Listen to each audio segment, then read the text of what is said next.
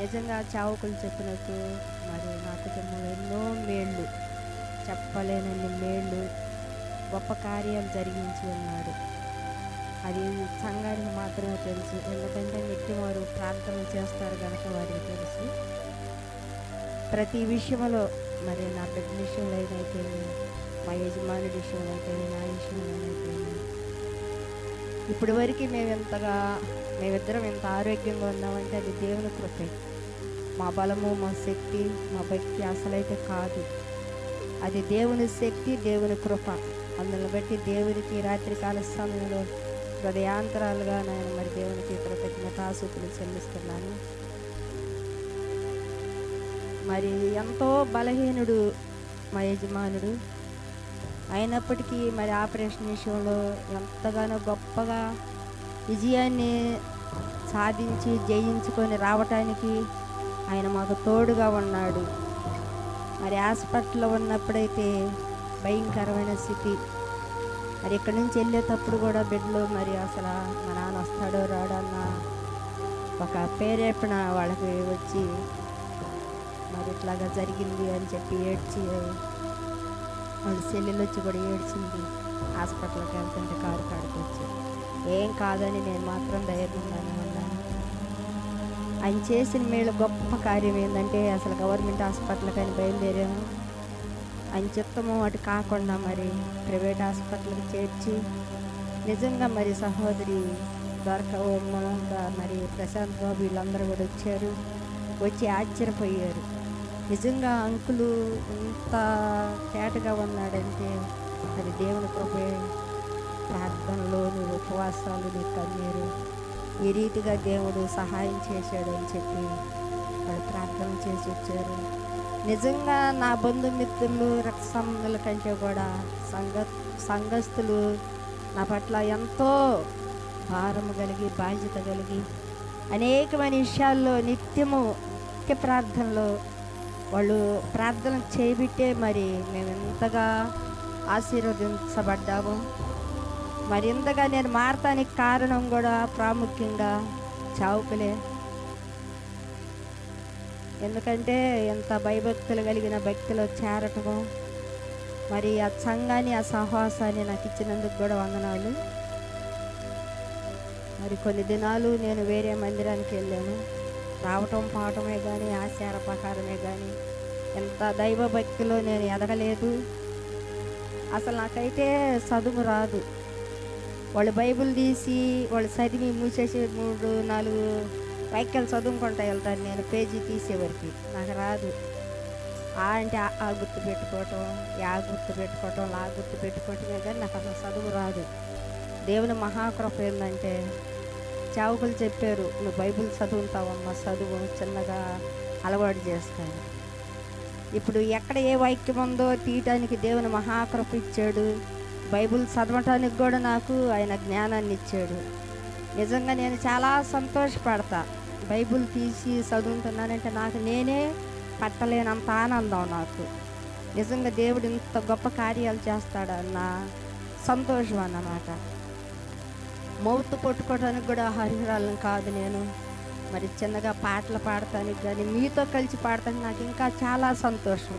నేను ఒక్కదాన్ని పాడే కంటే కూడా మీతో పాడుతుంటే చాలా ఉత్సాహంగా ఉంటుంది. నిజంగా పాటలు పాడటానికి, ప్రార్థనలు చేయటానికి, వాక్యం చదవటానికి మరి నాకు దేవుడిచ్చిన మహాకృప భాగ్యాన్ని బట్టి దేవునికి వందనాలు చెల్లిస్తున్నాను.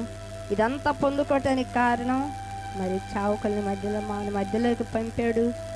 మరి నేనైతే ఎప్పుడో పొట్టుగోలే కొట్టుకుపోవాల్సిన నన్ను దేవుడు మరి ఆ పొట్టు నుండి నన్ను ఒక గింజగా ఏర్పరచుకొని నిలబెట్టాడు. మరి చావుకులు చెప్పినట్టు నిజముగా ఈ కుటుంబంలో మరి అందరూ కూడా భూమిలో నుంచి తన్నుకొని వచ్చే వేరుల లాంటి కుటుంబాలుగా మార్చాడు. అది నేను చెప్పగలను, అది ప్రార్థనలేనని. ప్రతి విషయంలో మరి ఇప్పుడు చెప్పవలసి వచ్చింది చెబుతున్నాను. ఫస్ట్ కరోనాలో 40 రోజులు ఉపవాసం ఉండా నేను. 40 రోజులు ఉపవాసం ఉంటే దేవుడు గొప్ప కార్యం చేశాడు. ఏంటంటే మా ఆడబిడ్డను ఆ అన్నను కలపటమే అది గొప్ప కార్యం. కానీ ఇప్పటి వరకు నేను ఎవరికి చెప్పలేదు, చెప్పుకోకూడదు. అవి పునాదుల్లో పోడ్చబడిన పునాదుల వల్లే మనం ఉండాలని సేవకులు మనతో చెప్తారు కనుక నేను ఏ విషయం కూడా ఎవరికి చెప్పను తొందరపడి. ఆ 40 రోజులు ఉపవాస ప్రార్థనలో మరి మా అమ్మాయి అయితే ఎందుకు మా తినాలని చూస్తుంటే ఉపవాసాలు ఉండేది, నువ్వు ఈ దినాల్లో ఉపవాసాలు ఉంటావు ఏంటి అది ఇదని. తింటున్నాలే అమ్మాయి, ఉపవాసాలు లేదు. 40 రోజులు కరోనాలో నేను ఉపవాసం ఉండా.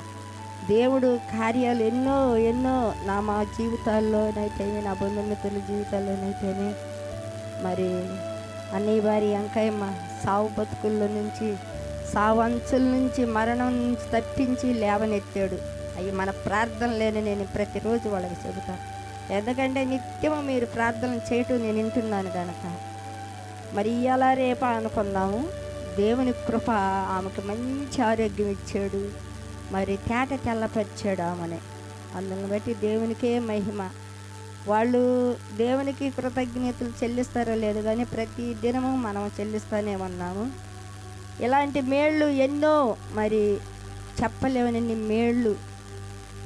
మరి ఇంకా నా కుటుంబం ఇంకా నాటబడాలని, ఇంకా సంఘానికి దగ్గర అవ్వాలని, కుటుంబాలుగా రావాలని, పిల్లలందరూ బాప్తిసాలు తీసుకోవాలని నా ఆశ. ఎందుకంటే ప్రార్థనలు అర్థము కావు కదా. ఆ ప్రార్థనలు ఫలించే ప్రార్థనలు నిత్యము మరి ప్రార్థనలు చేస్తున్నాము. నేను ఆ కళ్ళు చూడాలి, ఆ కార్యాలు, బిడ్డలందరూ మారు మనసు పొందాలి, బాప్తిసాలు తీసుకోవాలని నా ఆశ. మరి కుటుంబంలో ఒక్కళ్ళమే పరలోకి వెళ్ళటం అని చెప్పడం కాదు కదా. తల్లిదండ్రులు ప్రార్థన బిడ్డలకు ఆశీర్వాదకరమని మరి చావుకులు మనతో ఎన్నో సార్లు చెప్పి ఉంటాడు. నిజమే, ఎంతగానో గోజాడుతున్నాను, ఎంతగానో మరపెట్టుకుంటున్నాను. దేవుని చిత్తమైతే ఈ 2024 సంవత్సరం అంతట్లో, మరి అయినా కాకపోయినా 2025 సంవత్సరంలో నేను బిడ్డలందరూ నా మారు మనసు పొందాలని, బాప్తిసాలు తీసుకోవాలని నేను కోరుకుంటున్నాను. అదే నా ఆశ. ప్రతి విషయంలోనూ మరి దేవుడు మేలు చేసుకుంటూ, నేను ఇప్పుడు చాలా బలహీనరాలుగా ఉన్నాను. నా కోసం మీరు అందరూ ప్రార్థన చేస్తున్నారు.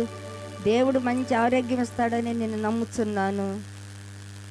మన పితరులకి మరి ఎందరికో ఎన్నో కార్యాలు చేశాడు. పితరులు నడిచిన మార్గాల్లో మనం నడుస్తున్నాం కనుక నాకు దేవుడు మంచి ఆరోగ్యం ఇస్తాడని నేను ధైర్యంగా ఉన్నాను, ధైర్యంగా చెప్తున్నాను. నీ విశ్వాసం గొప్పది, నేను స్వస్థపరుస్తాడని చెప్పి దేవుడు వాగ్దానం చేసిన దేవుడు, మాట ఇచ్చి నెరవేర్చే దేవుడు, మాట తప్పే దేవుడు కాదు. నిజముగా ఎంత గొప్ప దేవుడిని నేను కలిగి ఉన్నందుకు చాలా గర్వపడుతున్నాను. మరి అనేకమైన సంవత్సరాలు ఈ దేవుణ్ణి మర్చిపోయే లోకంలోను, మరి కుటుంబంతోనూ ఎన్నో మా కుటుంబం కొరకు ప్రయాసపడ్డాను కానీ దేవుడి కొరకు ప్రయాసపడలేదు. దేవుని చిత్తమైతే ఇంకా భారముగా దేవుని కొరకు పరుగులెత్తుటకు, ప్రాణార్పణగా పోయబడటానికి నాకు దేవుడు అలాంటి దినాలు చాలా అనుగ్రహించాలని ఆశ కలిగి ఉన్నాను. ఆశల కోరికలు తీర్చే దేవుడు. మరి మా యజమానుడైతే ఎంతగా చెప్తున్నా కానీ మరి మార్పలేదు. ఎంతగానో మరి ఎన్ని ప్రార్థనలు చేస్తున్నాం, ఆయన చూస్తానే ఉన్నాడు, వెళ్తానే ఉన్నాడు. నేను అంటాను, మరణమంచు కాడకెళ్ళి నువ్వు బయటికి వంటది నీ బలము కాదు అంటే ఇది అన్నట్టు ఉంటాడు. దేవుని చిత్తమైతే మరి 2-3 నెలల్లో ఆయన మారు మనసు బంది బాప్తిసం తీసుకుంటాడని నేను అనుకుంటున్నాను, ఆశ కలిగి ఉన్నాను. అది దేవుడు నెరవేరుస్తాడని నేను అనుకుంటున్నాను.